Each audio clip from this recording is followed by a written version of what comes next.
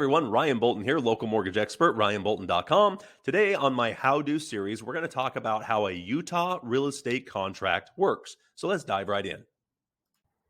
This is a Utah real estate purchase contract, or what we call a Rep C. There's abbreviations for everything in our industry, and this is definitely not an exception. So the Rep C is where you put in your offer and all kinds of different default conditions with the contract. The contract is designed to catch maybe about 80%, maybe even 90% of what happens on a transaction, but there's still addendums that are available to clarify or to reword something that doesn't meet what you're trying to do with a buyer and a seller. So let's go through each one of these sections and kind of explain what each one of them means. The first section here you'll see is the earnest money deposit. When you're a buyer, you will give the seller a deposit to validate the contract and to hold it, make it legitimate for the timeframes that are within the contract. The earnest money deposit is usually a cashier's check or a wire. You don't want it to be cash, but the amount you'd put right here. So you have the amount right here and what form that is in, check or wire. You don't want to do it as cash. The next thing is you want that earnest money deposit to go to the title company or maybe the real estate agent's brokerage account, but I really recommend sending it to the title company. That's where all the money needs to end up at the end of this anyway. The loan, the wire from the loan, the wire for your down payment, the earnest money, kind of all of it goes there anyway, and then gets dispersed out to where it needs to go after the closing. So I really recommend that you use the title company for the earnest money. Now, with the earnest money deposit, this is refundable in most cases up to certain dates, and those are written in the contract. So you want to be very aware of the dates that you put, because once you pass that date, you can't use that as a reason to get your earnest money back. Also, that earnest money won't just go to the seller. It does go towards the sales price. So usually it's used for closing costs or down payment. So you basically will have all these charges, which is the sales price, all the credits, which are down payments, loans, whatever the difference is, that's what you either get back at closing or what you owe at closing, what we call short to close. So that's where the earnest money goes towards that.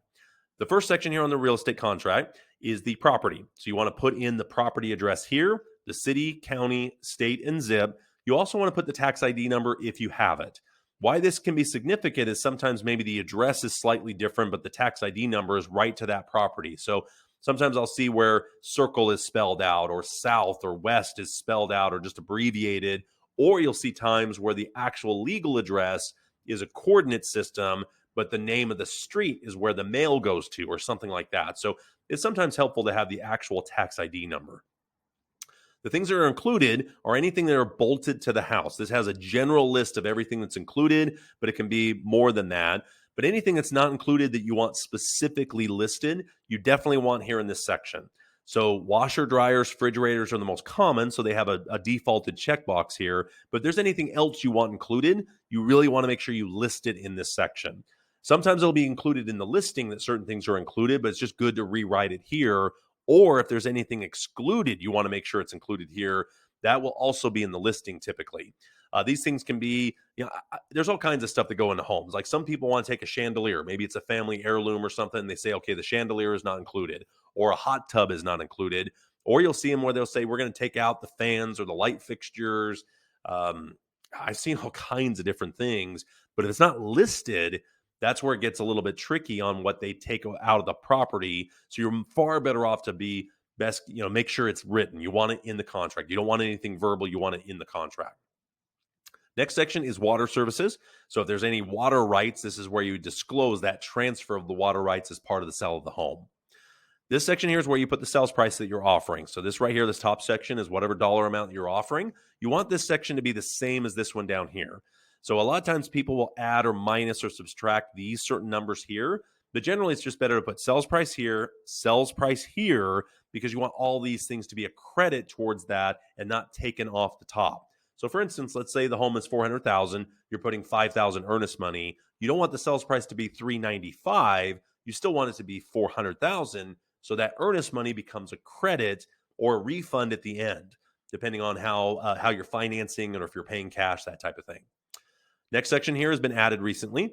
It's the sales price of borrowers or sell of borrower's property. So if you're a buyer and you have a current home you need to sell and you want it contingent of selling first before you buy the next home, that's where you put this on here. Now, I would tell you a lot of sellers are a little bit leery, and even real estate agents are going to be a little bit leery about this contingency because if you have other buyers that don't have it, maybe your offer doesn't stand out as much, or you have to offer a little more, or you have to be able to close sooner, or something else to help your offer stand out. Because if your offer is contingent on selling another home, for the seller, that adds a lot of uncertainty of when you're actually going to close. Because now you have to wait for another transaction. If that one falls through, then all of a sudden yours falls through. So that contingency can scare away a lot of sellers, quite frankly. So if you can remove that contingency, you will be better off. So how do you remove that? If you really need the equity from your current home, or you can't qualify for the debt ratio or something like that, that where it gets a little bit tricky of timing selling your exiting property and buying your new property. One of the financial tools out there that we offer is called a bridge loan, where we take the equity from your current home, use it to buy the next home so you can move in, get settled, get your new furniture, get whatever you need to get into your new home, then get the other house ready to sell. Get it cleaned up. Maybe you got to do some remodeling to it or do some fix ups, carpet paint, something like that to get the most price out of this home. That bridge loan bridges the gap between selling and buying your next house. Sure, there's points and fees. There is interest rates involved on that line of credit or that bridge loan, but it's far cheaper than the stress and the hassle of trying to get moved out of one house, get into another one, or temporarily move out of this one and move again and rent a storage unit or rent a bunch of U-Haul trailers. And there's just so much stress that can be involved in trying to sell this house and move into the same house in the same weekend. I've seen so many people have to get family, friends, church members, all kinds of stuff to just get everybody moved out, get the house cleaned up so they can get the new buyer moved in. They have to move into a hotel for a couple days waiting for the next deal to close. There's just so much stress that can happen with that, where if you can time it to where you either have that bridge loan or can sell and get moved in before the other one closes, it can save you a ton of stress and headache down the road. But this section here is where you can list whether you need to sell your property to be able to execute the contract on the new property. The next section is settlement and closing. So settlement is where everything is done. You've done your due diligences. You've done all your homework on the property. You've done your appraisal. You're kind of ready to go to sign the loan paperwork. You're clear to close with the underwriters. You've got the loan docs at the title company. So that's where you settle, go in and sign everything, get ready to close. You send your wire in, that type of thing. Closing is when all the wire from the lender, all the proceeds come in, everything gets balanced, and they're ready to record your ownership of the property, record the lien of the new mortgage, release the old liens on the property, whatever needs to happen to free and clear the property. That's kind of the next step. So you have settlement is basically signing your loan paperwork. Closing is sending all the wires. Everything's been reviewed. Everything's been finalized with your job. They always do a final check if you're still employed. They do some final checks as kind of a pre-funding checklist. Then they fund and record your loan. Once it's recorded, you're now the owner of that property. Your homeowner's insurance kicks in. Your utilities and that should be turned on in your name. That's when those things start kicking over or switching over. But that's when you actually own the home. But sometimes you'll own the home, but you don't actually take possession of it. So you see this section right here, 3.3, is when do you actually possess the home? Because sometimes maybe there's a renter in the home that needs a few extra days after you close to move out. Or maybe you're renting it back to the owner. So that's what this is here. Sometimes you buy a home and the seller's not ready to move out yet.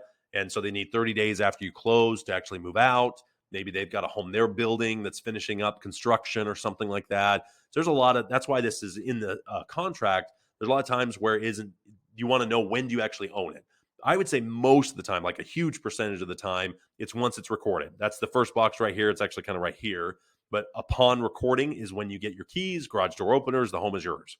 But the next most common is probably 24 hours, 48 hours after recording, maybe a weekend to get fully moved out, get the house cleaned, go through and vacuum everything, dust everything, sweep the floors, kind of get it ready for you to move in. Sometimes there can be a little delay after you actually close, but that's just part of negotiation with the seller. Next section is section 4, which is prorations. This has a lot to do with the property taxes. So in the state of Utah, the property taxes are due every November. They're not due every 6 months or quarterly. They're due every November. So in Utah, it's very common to do an escrow account. With having the taxes due right around the holidays, most people just have an escrow account to divide that yearly amount by 12 and just add it to the mortgage payment. So when you make the mortgage payment, you're also covering the property taxes. But when you sell the property, you'll owe the property taxes from the first of the year to the day you record, the day you move out of the home, the day the property is actually in somebody else's name.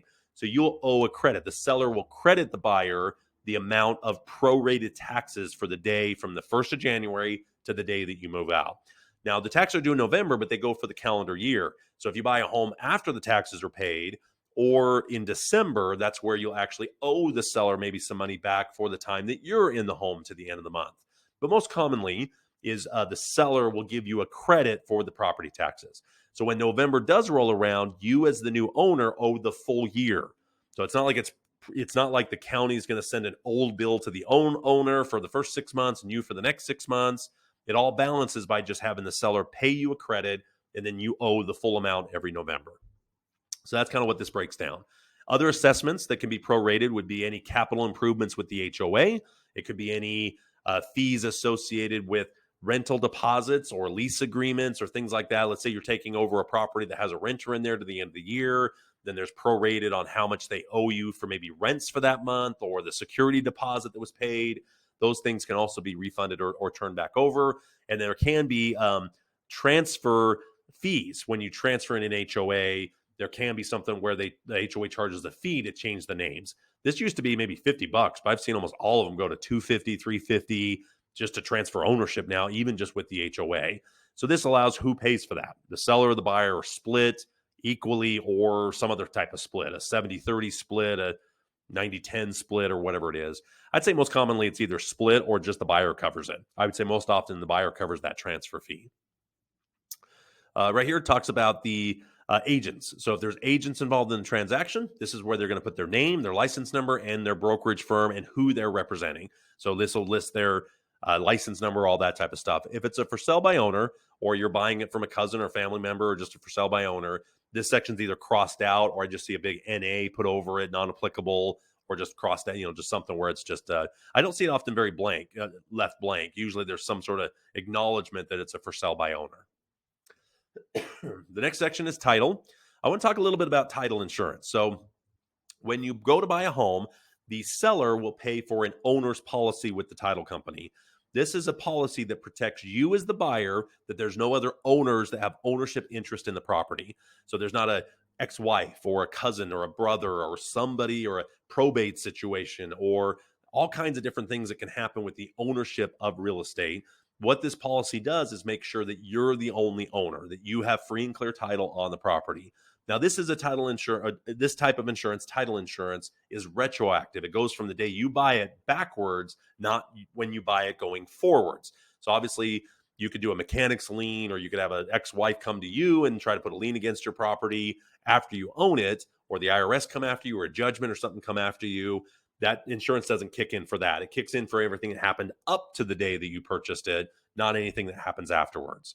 The second type of title insurance is called a lender's policy. It works kind of similar to the owner's policy in the sense that that lender is the first lien against the property, that there's no mechanics liens or first and second mortgage or a judgment or something out there that could be in front of their position on the property. Now, why is that so important? When you're in first lien position, you have the first right to foreclose and get your money back first. So if a second mortgage forecloses, they have to deal with the first. They have to pay off the first before they start getting any of their money. That's why second mortgages, third mortgages are higher rates, different guidelines, different types of loans, because they're different risk of not getting paid back if something happens with your health or your job or something where you go into foreclosure. Then all of a sudden the first gets their money and whatever's left over then goes to the second. So the second could lose all their money depending on the equity and what the home sells for. So keep that in mind. It's very important.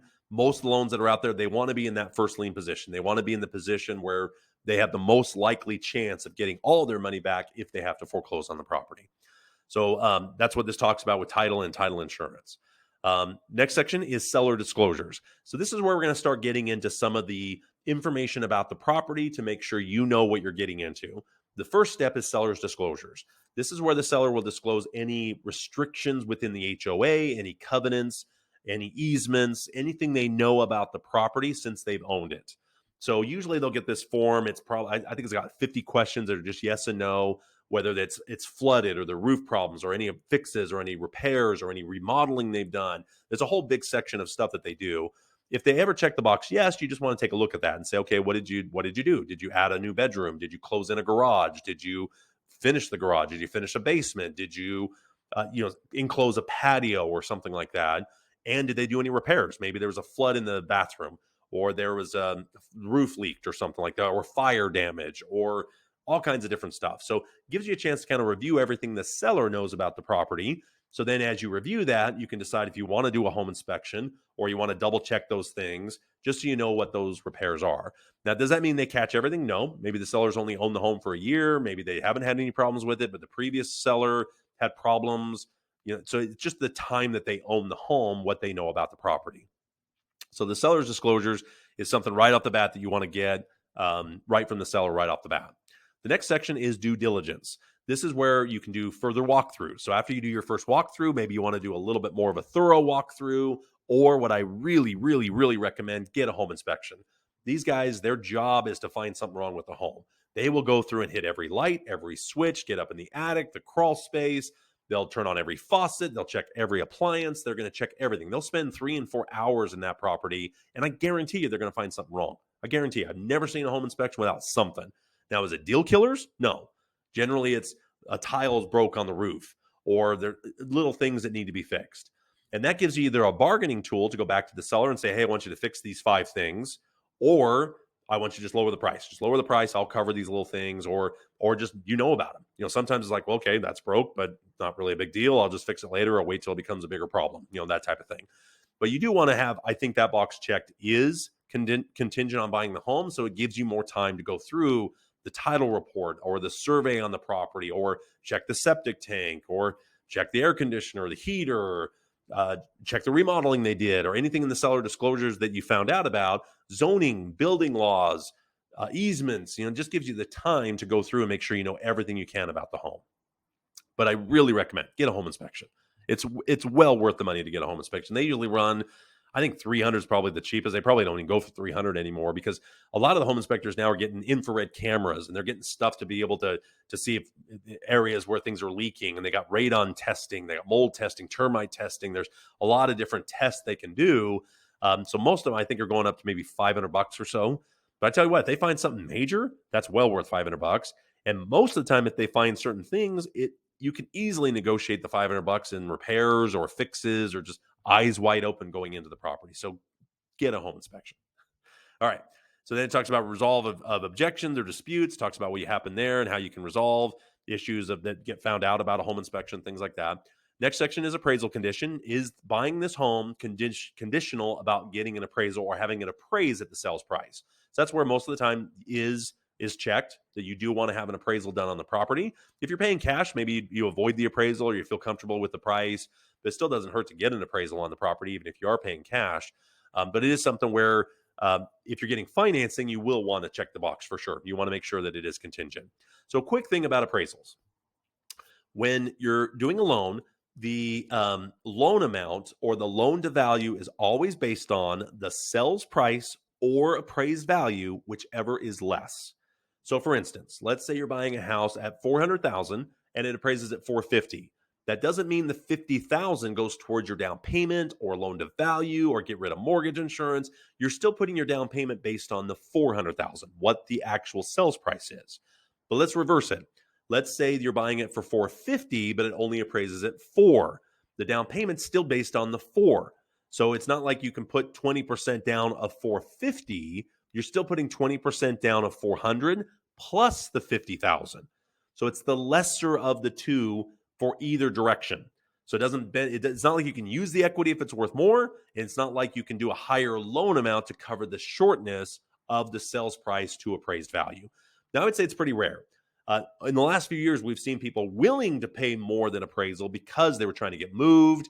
They saw the value of the area. They really liked the house. There was limited options, and there was just a feeding frenzy on only 2 houses for sale, and they had to move. So they had the money from selling a previous house. So they had the money to be able to spend the extra money. But financing didn't make up the difference. It wasn't like the loans were doing more. In fact, they ended up putting even more money into the property because they were putting their down payment and covering the difference from the sales price to appraisal. So that's just a quick note right there. It's always the lesser of the two, whichever's less, sales price or appraisal. Then the loan to value is based on the lower of those two. Okay, so then next section is financing condition. This ties into that deadline of financing and appraisal condition. So typically what you want to do is have a deadline that gives you a chance to get the appraisal and get it through underwriting. So you don't want to give yourself enough time just to get the appraisal. You want enough time to get the appraisal, review it, and get it through the underwriting process. So if you're getting a loan, you definitely want required financing. And it talks about once you pass certain deadlines, if there's additional earnest money required, if the earnest money is released to the seller after you meet those deadlines. So it kind of describes what happens to that earnest money once financing is required. You can also see a section for additional earnest money. So this will happen sometimes that once you pass a certain deadline, maybe to sweeten the deal, you say, okay, once I've done my due diligence, my home inspection, I'll give you another $2,000, knowing that we're serious, just to make your offer stand out. All these things are designed to give you the best offer to give to the seller.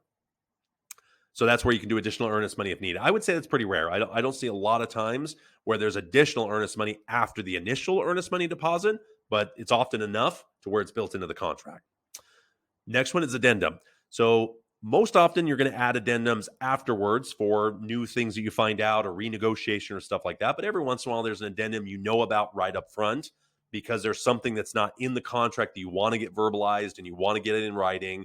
So there is a chance where you can say, hey, out there is an addendum that just is clarifying some of the things on the contract, or there's already some built-in addendums like the FHA VA addendum or seller financing addendum or lead-based paint addendum. There's a bunch of them that are just default addendums other than just the blank one. So here's a copy of a blank one. You can see the blank one just reiterates buyers and sellers, where the property is located, and it's just blank. You can literally put whatever you want in this. You can basically say, hey, the hot tub's included, or the buyer, the seller agrees to pay the buyer's closing costs. That's very common. This is the addendum where if the sales price is including a credit from the seller, this is how you can verbalize what that credit is. So that's what the addendum section's for. Number 10 is home warranty. This is a very common way that if the appliances are at the end of their lifespan, or just almost every home I see, either the builder has a warranty or the sellers agree to pay for a warranty for the first year just to cover anything that happens with the house. It's just a way to have a clean break with the house, that it's not something where 3 months into the house, the garbage disposal goes out and you get a call from the agent and say, hey, that house you just sold, this broke. It's just kind of a way to just make sure you're clean break. You give them the warranty that any little things that just happen to break in the first year, at least it has some sort of warranty to cover some of those things. So I highly recommend getting a warranty. They're well worth it. Whether you pay for it or the seller, that's up to how you want to negotiate it. But I would say in Utah, very, very common. The seller covers it. It's usually up to $500. There is warranties that go more, maybe up to $750 if there's additional, say, air conditioning units. Maybe there's 2 on the house, or there's a pool.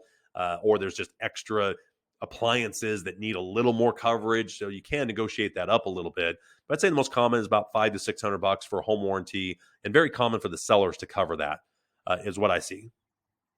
But it does talk about here also that it is as is. So that's what the due diligence period's for. The home inspection, you're buying the home as is. The sellers aren't making any warranty about the property. That's, again, why these warranties are so common, why it's built into the contract, is just get a home warranty just to kind of get that first year, make sure that everything is running smoothly. And I'll tell you this, the home warranty companies every year will send you a letter to renew. And I've renewed mine on a couple properties for a few years. They're well worth it. They really are. When something goes wrong, it's usually a lot more expensive. And even just servicing stuff, they have a fee to service the air conditioner and the furnace every year, or the fireplace. It's well worth it. All right, next thing, you have the right to do a pre-settlement walkthrough. Very, very important. And I want to talk about this as well. When you get your settlement deadlines, don't close on a Friday. In Utah, when you sign, you usually get the keys and you send the wires that day. You usually don't get keys till the next business day. So if you sign on a Friday, you're probably not getting the keys till Monday. You have a whole nother weekend you're going to lose. So always set your settlement deadlines to be Thursday, or I really recommend Thursday or Friday, because it just gives you that one extra business day, Wednesdays or Thursdays. It just gives you that one extra business day to make sure it's closed before the weekend hits, so you're not sitting in a U-Haul or sitting in a hotel for a couple days because you just signed and didn't get your keys. Many people don't realize in Utah, it really is usually the next day. You sign, everything gets sent back to the lender. They review everything, make sure everything was signed, nothing was missed. Then they send the wire the next day. Also in Utah, the further you're on the West Coast, the wire cutoffs are a lot earlier. They got to be ordered by 11 to 1 o'clock, so they make sure they still hit that day. If you're trying to do that the last business day of the month, when a lot of other things close, or the end of the quarter, the end of the fiscal, whatever, it always seems to be the end of the month. You're just pushing a lot of money through wires at a certain time, and you might just miss the wire cutoff. You might be ready to record, everything's done, everybody's happy, walkthroughs, everything's done, but the wire got missed, the bank didn't get it, and now all of a sudden you're missing a day just because the wires didn't go through. I'm telling you, set your closings Wednesdays and Thursdays. Thursdays at the latest. Just get them done a little earlier in the week, so that way you can move in the weekend. You're not losing those 2 days on the weekend.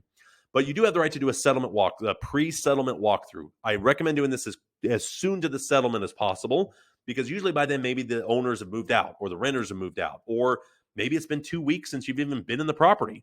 Maybe you only went through it the one time and everybody else has been in there. The home inspector, the appraiser, the real estate agent maybe have dropped by or something like that, but you haven't been in the property, and all of a sudden they moved everything out and you start seeing stuff maybe you didn't notice.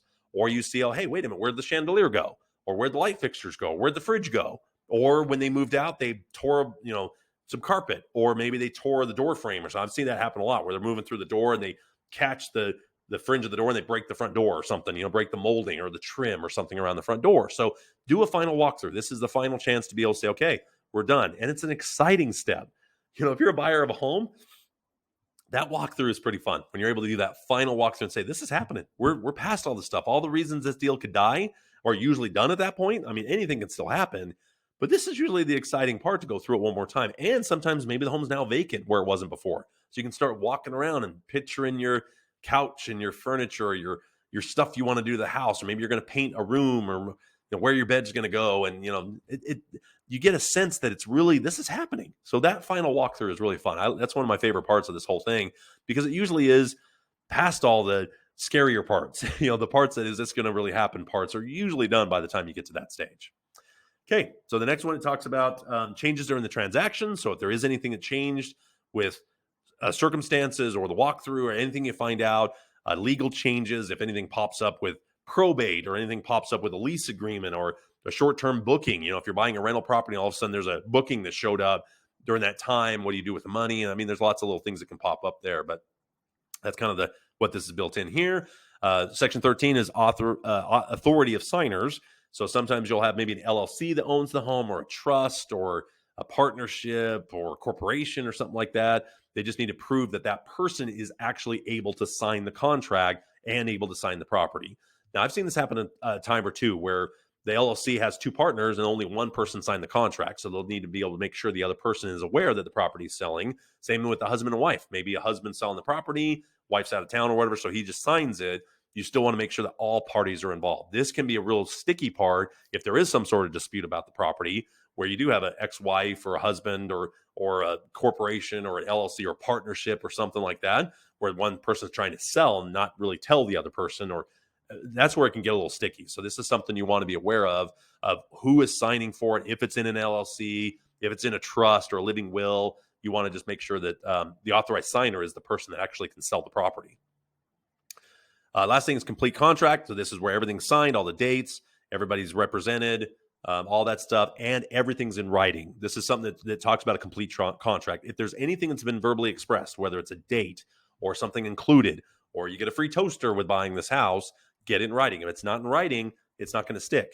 It is something where there has been some changes on what's verbally represented, but trying to prove that is really difficult. It's way better. Just get in the contract, get it in writing. This is a big transaction. Probably the biggest contract you'll ever sign in your lifetime is a housing contract. So make sure that everything's in writing. Last thing is mediation, not last thing, but the next section, mediation. Highly recommend that you check the shall box. I've seen this go wrong so many times, and it really saves you a lot of money and mostly time to go through mediation instead of waiting for the courts. These things can take months, years to go through courts, depending on the dispute, where mediation can happen a lot quicker. Now, that doesn't mean the mediation doesn't eventually go to court anyway, but it usually gets resolved and usually is a lot faster and a lot cheaper. Check the box shall. Now, if you really don't want to, that's fine, but it's something where I really recommend that you go through mediation first. Next section talks about what happens when it defaults. If a buyer defaults, the seller gets to keep the earnest money, and they can sue for breach of contract. So keep that in mind. It depends on what gets violated, what gets misrepresented, what happens there. But generally what ends up happening is the seller gets your earnest money. That usually is where it ends, but doesn't mean it has to end there. The seller could still sue you for misrepresenting or dragging out or doing all kinds of crazy stuff. but it is something where most of the time they just get your earnest money. On the other side, the seller, you can see there's a lot more kind of in this section for sellers. If they don't do it, there's a lot more suing. There's a lot more things buyers can go after, the attorney fees, all kinds of different stuff. So there's a lot more protection on the earnest money into the buyer than the seller. But if the seller decides to just get cold feet, not sell the house, then it's really where the buyer can sue. The buyer can sue the seller. Notices, it just talks about everything needs to be in writing. I kind of talked about that as well. Everybody's represented. The contract can't be assigned. So very few contracts that are Utah forms allow for you just to assign the contract. So this has kind of been going around the industry a little bit. Many states are trying to get rid of this whole concept of assigning a contract. So how this works, let's say you have an investor or wholesaler or somebody goes around and finds a great deal on a house and says, okay, I'm going to buy it for $200,000. Then they take that contract and just assign it to somebody else, but assign it for, say, $230,000. They keep the difference. They haven't closed on the property, so they don't own it, but they're now selling the contract to somebody else. So the states have really tried to get rid of this because they feel it's a way of getting around real estate licensing.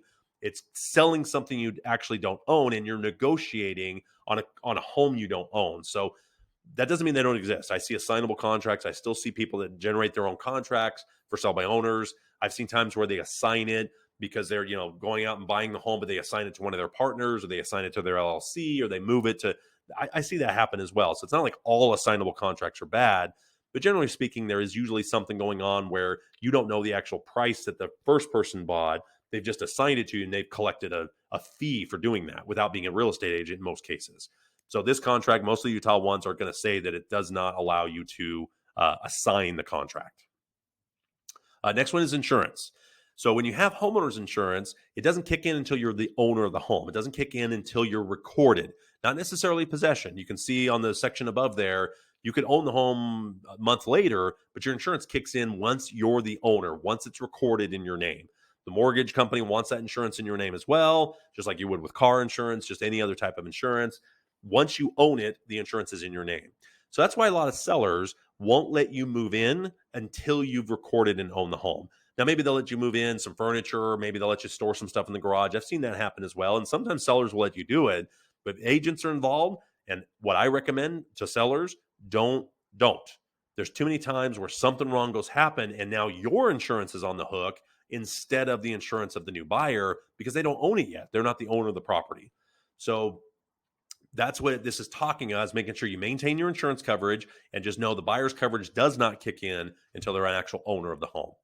Talks about time is of the essence. So it talks about what dates and calendar dates and what this means and when the contract is valid, how much time you have to acknowledge it. So that's a little bit further down, but they generally speak that the end of a business day is at 5 o'clock, and a business day is a calendar business day, which is exempt for federal holidays. Weekends aren't considered a business day. So it kind of classifies what those mean.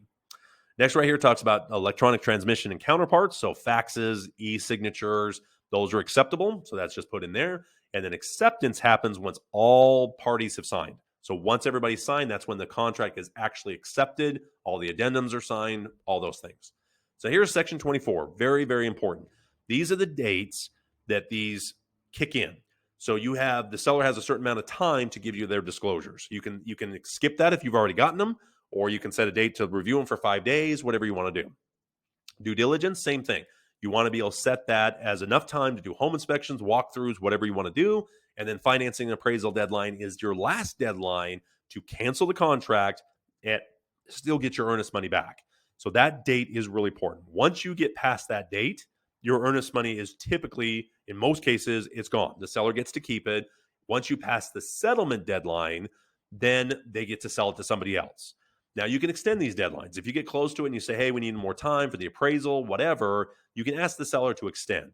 They don't have to. Once the contract's accepted, everybody's accepted, they can say, nope, you had this much time.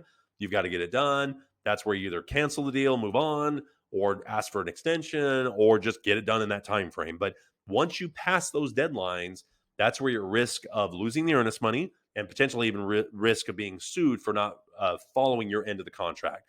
I would say it's pretty rare. Getting sued for that is pretty rare. Just usually they keep the earnest money, but it can happen. And then once you pass the settlement deadline, if you don't close, the seller has every right to keep your earnest money and go sell it to somebody else, unless those deadlines get extended. And that's where these addendums work into. This can just be simply a settlement deadline to be extended 10 days, or to the end of the month, or to the 5th, or whatever whatever date that has been negotiated. So that's what these addendums can do as well.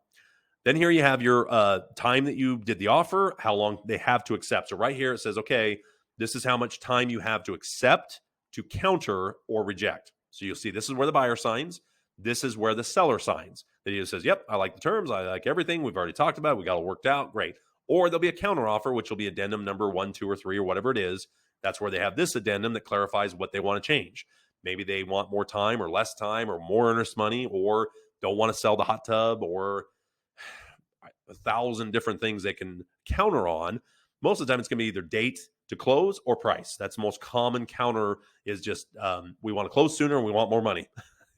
That's usually going to be the most common. And then you have rejection. I think this is pretty rare, unless the offer is just way low. They already have another offer. They just flat out reject it. And sometimes if they don't check any of these, if time expires, then it's just considered rejected. But usually I'm going to say 99 times out of 100, unless the offer is just really, really low, there's going to be a counter offer of some kind. The seller's going to say, hey, I like your offer, but I want to change this or that, or the dates or the money or the what's included or something like that. So then that's it. Everything gets signed, dated. That's how this whole thing works. So this is a Utah real estate contract, and this is a blank addendum. Same thing. So the addendum can be either buyer or seller. That's why these are left blank, to where if it's a buyer making an addendum, you can check the box. If it's a seller making an addendum, same thing. You have a certain amount of time to respond to whatever those conditions are. So I hope that was helpful. There's a lot of stuff going on in the real estate contract. It is a financial contract, and it's probably one of the biggest one most people ever sign, because it's a $400,000, $500,000, $600,000 deal. And so these contracts, you want to review them. But I think the Utah one's great. I've seen state forms from other states. I think it's one of the better ones that I've seen, is the Utah form. It's pretty good. It's capturing so much of what you need. Like I said, it's probably capturing 80 to 90% of what you need is in this thing. Probably the one that they could add is if the seller is paying any closing costs. That's most commonly done with an addendum. I don't see that very often where it's written in somewhere else. And it's very, very common for the sales price to include some sort of credit back to the buyer to help cover closing costs, mortgage insurance, buy down, that type of thing. So that's where the addendum is going to kick in. So I hope you found this information useful. I have a lot of fun doing these videos. If you have any questions about buying, selling property in Utah or Nevada, I'm based here in Southern Utah. I'd love the opportunity to get you pre-approved, work with you on a loan, answer any questions that you have. I love what I do for a living and would love to work with you. So next time you need a home loan, think of Ryan Bolton, ryanbolton.com, and we'll see you next time.